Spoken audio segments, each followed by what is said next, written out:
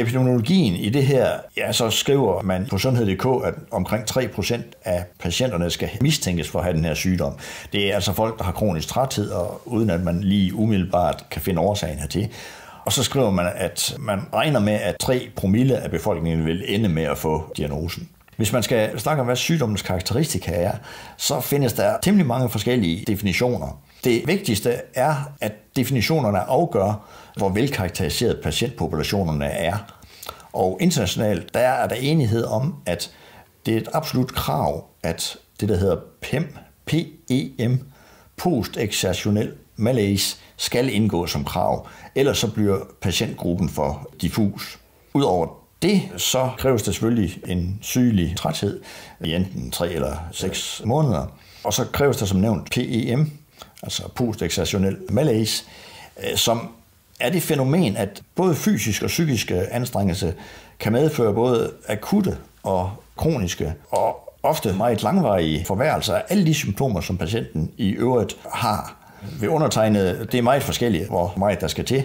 Da mine symptomer startede, jeg fik PEM, når jeg anstrengte mig på en 10 km, og nu får jeg PEM, hvis jeg prøver at køre min kørestol ud på toilettet uden hjælp. En anden karakteristika, det er, at udmattelsen bedres ikke rigtig af hvile og søvn i den grad, som man ellers ser. Når man har PEM, så bliver ens kognitive evner desværre nedsat. Muskelsmerter vil ofte indgå, og så er der det problem, som har gjort, at man har diskuteret, om det er en somatisk eller en psykiatrisk sygdom, nemlig at normale standardblodprøver og parakliniske undersøgelser er normale. For neurologer er det generende, at selvom man har svær ME, som jeg har, så har man faktisk ikke muskelatrofi. Og der er normal kraft, indtil man når over den grænse, der faktisk udløser PEM.